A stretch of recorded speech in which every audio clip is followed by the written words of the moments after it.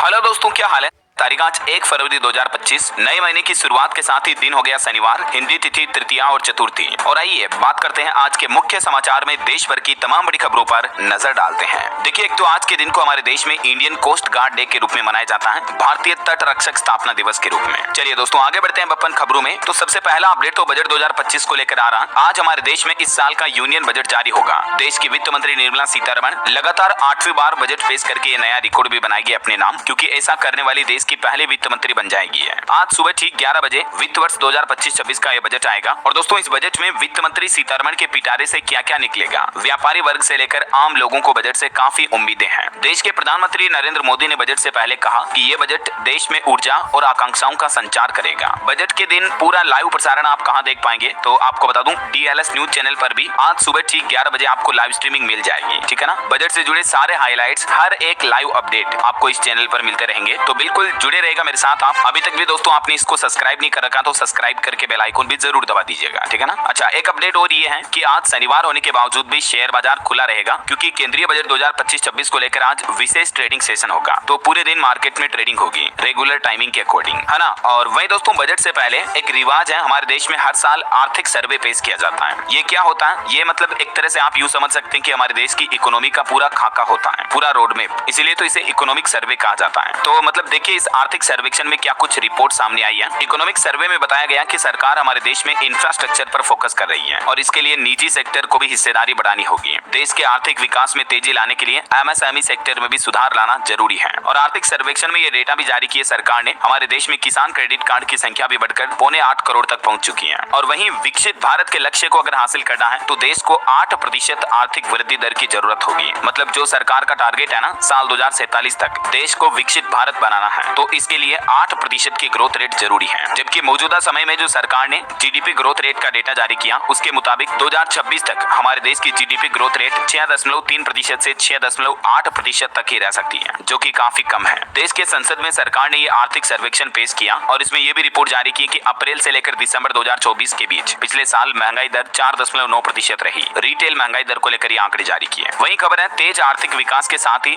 जलवायु परिवर्तन से निपटने पर भी ज्यादा जोर देना पड़ेगा। बजट से पहले ये भी एक रिपोर्ट सामने आई है। और इकोनॉमिक सर्वे में ये बात का भी पता चला कि हमारे देश में रेल नेटवर्क विस्तार में 10% तक की गिरावट आई है। हालांकि रेल के डिब्बों और इंजन का उत्पादन बढ़ा है। और भारतीय बैंकों को लेकर एक अच्छी खबर आई कि बैंकों का NPA पिछले 12 साल के सबसे निचले स्तर पर पहुंच चुका है, जबकि बैंकों के मुनाफे में 22% तक की बढ़ोतरी देखी गई। NPA यानी नॉन परफॉर्मिंग एसेट, जो बैंकों का पैसा डूब जाता है लोन वगैरह का, तो उसमें गिरावट आई है। तो ये एक बैंकों की अच्छी कंडीशन को लेकर संकेत है। और वहीं दोस्तों, बजट से पहले देश की राष्ट्रपति द्रौपदी मुर्मू ने भी संसद के बजट सत्र को संबोधित किया। और इसे संबोधित करते हुए राष्ट्रपति बोले कि भारत के पास दुनिया का तीसरा सबसे बड़ा मेट्रो नेटवर्क है। संसद के संबोधन में राष्ट्रपति मुर्मू ने कुंभ हादसे पर भी दुख जताया। आर्टिकल 370 से लेकर डिजिटल फ्रॉड तक राष्ट्रपति मुर्मू के भाषण की कुछ बड़ी बातें आप देख सकते हैं। टोटल 59 मिनट का अभिभाषण दिया उन्होंने संसद में और कहा कि 70 साल से ज्यादा उम्र के बुजुर्गों को आयुष्मान योजना का फायदा मिला, छोटे कारोबारियों को भी दुगुने लोन मिले और अभी सरकार का प्लान है 3 करोड़ और नए घर बनाए जाएंगे प्रधानमंत्री आवास योजना के तहत। हालांकि दोस्तों, संसद में राष्ट्रपति के इस अभिभाषण का विपक्ष ने मजाक भी उड़ाया। सोनिया गांधी ने राष्ट्रपति को बेचारी कहा, राहुल गांधी ने कहा कि भाषण बड़ा ही बोरिंग था। तो इस पर PM मोदी भी बोले कि ये आदिवासियों का अपमान है। यहाँ तक कि राष्ट्रपति भवन ने भी विपक्ष की इस राजनीति पर आपत्ति जताई। खैर, पॉलिटिक्स की बातें छोड़ो दोस्तों, अभी बजट सत्र शुरू हो चुका है और इस बजट सत्र में सरकार वक्फ संशोधन अधिनियम समेत टोटल 16 विधेयक पेश करेगी। मतलब इस बार के बजट सेशन में सरकार 16 बड़े बिल पेश करेगी। जहाँ तक बात करें बजट में क्या क्या बड़े ऐलान हो सकते हैं, तो मीडिया रिपोर्ट्स के अनुसार सरकार आम आदमी को महंगाई से राहत देने के लिए एक तो पेट्रोल डीजल के दाम को घटाने का कुछ ऐलान कर सकती है और 10 लाख रुपए तक की कमाई भी टैक्स फ्री होने की उम्मीद है। वित्त मंत्री निर्मला सीतारमण 6 ऐसे बड़े ऐलान कर सकती है इस बजट में। मैंने आपको कल शाम को DLS न्यूज चैनल पर बजट 2025 के संभावित हाइलाइट्स बताए थे। अगर आप बजट से पहले इनको देखना चाहते हैं तो देख लीजिएगा वीडियो को। ठीक है। और बजट के अलावा दोस्तों, आज नए महीने की शुरुआत के साथ ही 1 फरवरी से 10 ऐसे जरूरी नियम भी बदल जाएंगे जिनका सीधा असर आम आदमी की जेब पर पड़ने वाला है। आज LPG गैस सिलेंडर के रेटों में भी बदलाव देखने को मिलेगा। कई कार कंपनियां अपनी गाड़ियां वगैरह ज्यादा महंगी करने जा रही है। और दोस्तों एनपीसीआई ने भी 1 फरवरी 2025 से ही यूपीआई के कुछ सख्त नए नियम लागू किए हैं। अगर आप भी फोन पे, पेटीएम, गूगल पे वगैरह का इस्तेमाल करते हैं तो ये इंपोर्टेंट अपडेट भी आपको जरूर देखना चाहिए। और भी ऐसे नए नियम जिनका सीधा असर मिडिल क्लास की जेब पर पड़ने वाला है, इन सभी नए नियमों की पूरी लिस्ट मैंने आपको कल दिन में डीएलएस न्यूज पर एक अलग से वीडियो डाला था, उसमें बताई थी कि 1 फरवरी से क्या क्या 10 नए नियम लागू होंगे, ठीक है ना। तो ये जानकारी भी आप इस वीडियो में देख लीजिएगा आज की खबरें समाप्त होने के बाद। चलिए फिलहाल अपन आगे बढ़ते हैं खबरों में। तो देखिए अगली अच्छी खबर तो ये है दोस्तों की आम बजट से पहले रेल यात्रियों के लिए अच्छी खबर आई है। रेलवे की तरफ से सुपर ऐप लॉन्च कर दिया गया है। आखिरकार काफी लंबे समय बाद भारतीय रेलवे के सुपर मोबाइल ऐप का इंतजार खत्म हुआ। फिलहाल बीटा वर्जन के तौर पर आप इसे गूगल प्ले स्टोर या एप्पल ऐप स्टोर पर डाउनलोड कर सकते हैं। ये जो मोबाइल ऐप है दोस्तों, ये भारतीय रेलवे का वन स्टॉप सॉल्यूशन है। समझ रहे हो, मतलब टिकट बुकिंग से लेकर आईआरसीटीसी केटरिंग, खाने वगैरह तक की सारी सुविधाएं, रेलवे से संबंधित कोई शिकायत करनी हो, सब कुछ A to Z आपको फैसिलिटी इस रेलवे के सुपर ऐप पर मिल जाएगी। इस ऐप का नाम है स्वरेल। स्वरेल नाम से रेलवे ने ये सुपर ऐप लॉन्च किया। इसका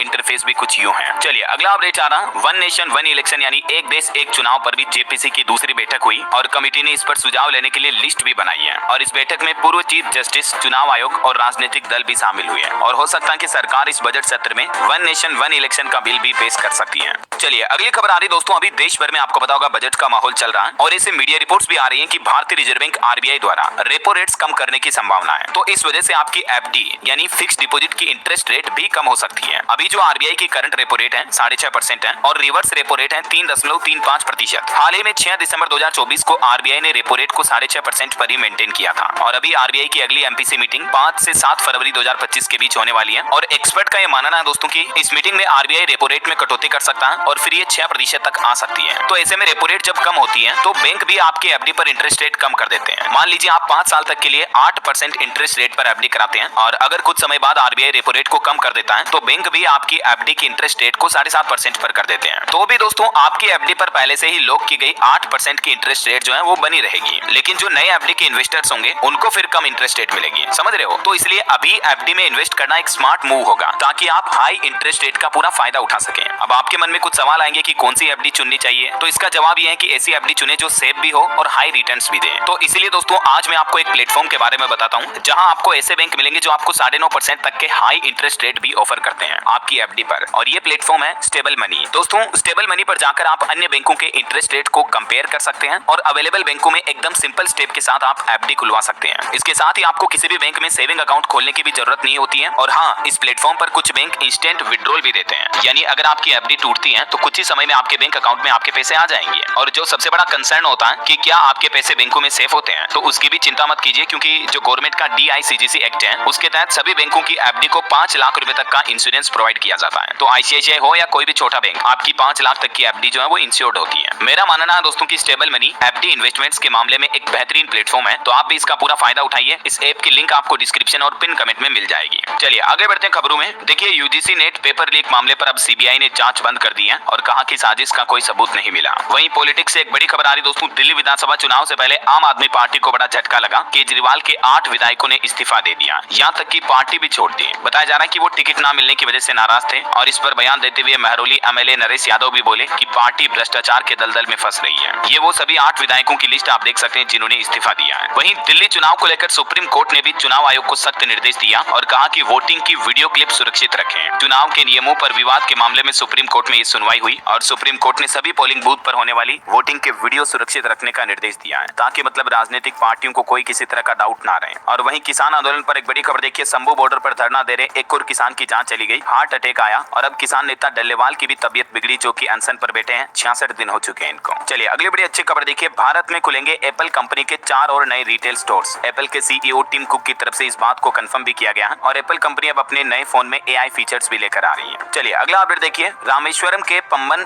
ब्रिज पर ट्रेन का ट्रायल हुआ। देश का ये पहला वर्टिकल लिफ्ट अप ब्रिज है जो कि 2 किलोमीटर लंबा है। इस ब्रिज के नीचे से कोस्ट गार्ड की बोट निकली और ऊपर से रेल भी गुजर सकेगी। तो अच्छी बात ये दोस्तों की ये रेलवे का ऐसा ब्रिज बनाया गया है जो कि लिफ्ट अप हो सकता है, ऊपर खुल सकता है और इसका ट्रायल भी सफल हुआ है ना। चलिए अगला अपडेट देखिए, ISS यानी इंटरनेशनल स्पेस स्टेशन पर जाने वाले पहले भारतीय होंगे शुभांशु शुक्ला। ये SpaceX ड्रैगन के पायलट बनेंगे। इन्होंने कहा कि मैं अंतरिक्ष में योग करूंगा, 14 दिन रिसर्च करेगा इनका मिशन। करंट अफेयर्स के हिसाब से इंपोर्टेंट है इनका का नाम ध्यान रखिएगा। वहीं देखिए बड़ी खबर आ रही है, महाराष्ट्र में जीबी सिंड्रोम से 7 दिन में 4 लोगों की मौतें हुई। एक तो 60 वर्षीय व्यक्ति की भी जान चली गई। अभी राज्य में 140 एक्टिव केस हैं इसके, जिनमें से 20 मरीज तो वेंटिलेटर पर हैं। आजकल ये जीबीएस सिंड्रोम यानी गुइलेन बेरे सिंड्रोम काफी ज्यादा फैल रहा है। मैंने आपको इसके बारे में न्यूज अपडेट पहले भी बताया था, है ना। और वैसे वायरस मामले पर भी एक बड़ी खबर ये आ रही है, छत्तीसगढ़ में भी एचएमपीवी वायरस का पहला केस सामने आया। एक 3 साल के बच्चे की हालत काफी गंभीर है। छत्तीसगढ़ के बिलासपुर में बच्चे का सुधार नहीं होने पर अभी उसे रायपुर एम्स में भी लाने की तैयारी की जा रही है। छत्तीसगढ़ के कोरबा में ये 3 साल के बच्चे में संक्रमण की पुष्टि हुई एचएमपीवी वायरस की। और वही खबर देखिए, गुरमीत राम रहीम सिंह अभी जेल से बाहर आने के बाद उल्टे सीधे बयान दे रहे हैं। उन्होंने ये भी दावा किया कि विराट कोहली ने मुझसे गुरुमंत्र लिया। कई मुस्लिम पाकिस्तानी प्लेयर भी कलमा से जुड़े।